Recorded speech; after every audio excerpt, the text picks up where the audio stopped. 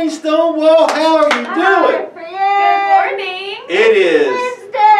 It is Wednesday, Wise Word Wednesday. Yes. And guys, I have the very wise ladies. Oh, thank you, Sizemore. I'm Miss Boswell, your school counselor. And I'm Miss Lindsay.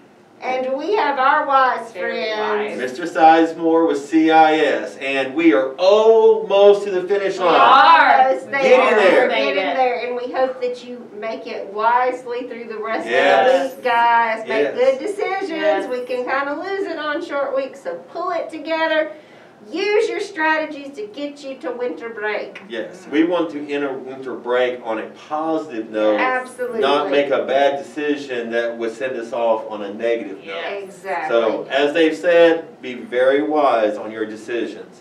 So, on Wise Word Wednesday, we are coming to you from Support You News. And ladies, wise ladies, Aww. what two students do we have that's going to share some wise thoughts? Oh, I'm so glad you asked. Today on Wise Word Wednesday, we have Shaden and Here. Come on in, guys. Say good morning to Stonewall. Good morning. You say good morning. Are you guys ready to share some words of wisdom with us? All right, let's get started. All right, on this Wise Word Wednesday, we are going to read one of our stories from Character Building Day by Day by Andy Mather and Louise B. Weldon. You guys ready? Okay, we are going to read a story called Computer Helper. Ian's family got a new computer and it was driving everyone nuts. Everybody but Ian, that is. Unlike his parents, Ian understood computers. He loved working with new software and figuring out what to do when he ran into problems. His dad asked for a lot of help from Ian over the first few weeks they had the machine. Ian took his time explaining things. He showed his dad that the computer had a program to tutor him. And you can put everyone's email in this address book, he said to his dad. Then you just type in the person's name when you want to email them. It was all very simple to him, but his dad struggled. I don't get it, his dad said. Time and time again, Ian was frustrated, especially because he couldn't spend as much time on the computer as he wanted while his dad was learning. But finally, it began to sink in. You'll never believe this, his dad said one night, but I think your patience has finally paid off. I just sent an email without any help. That night, Ian downloaded a beautiful screensaver with a picture of bike riders at the Tour de France. The sun streamed down on the colorful bikes and their even more colorful outfits. It would be a surprise for his dad next time he logged on. Both Ian and his dad loved to ride bikes. He couldn't wait for his dad to discover it. So, have you ever had to teach someone a new skill like Ian had to teach his dad how to use the computer? Was it hard to be patient with that person while they learned that new skill? Yeah. You have a good example, Shaden, that you can share with us? You ever had to teach your brothers how to do anything?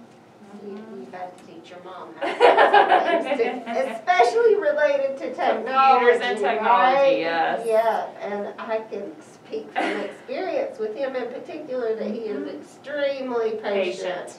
Yes, doesn't get bent out of shape or jump down anybody's throat, just cool and calm, at least with me, right? Well, and even though it might be hard to be patient, you do a good job of showing that patience to the other person, right? Not getting frustrated with them.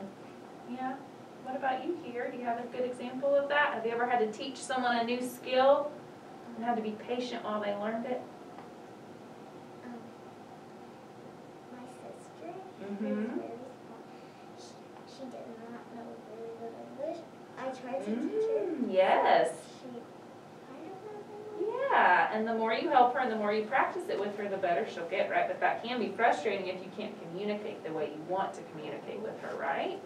Yeah, that's a great example. What's the most difficult part of being patient?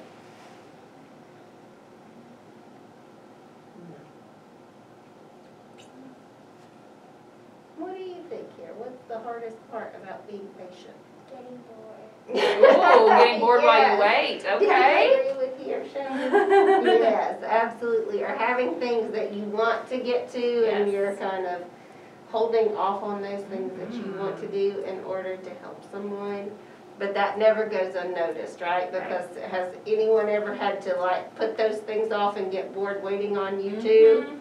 And we know how good that feels when someone does it for us, and all the more reason to give it, right? Yes. So guys, talk about this in class today. It's such a great thing to talk about. Patience is not easy, and it doesn't always come naturally, but talk about this in class. You know, how have you ever taught someone something new, and then what does that patient process look like for you or for the people around you? Because your process may be different, and someone may be trying to be patient with you, but it looks differently from the way that you do it. So the more that we can talk about that, especially in our classrooms, the more we'll understand each other's perspectives.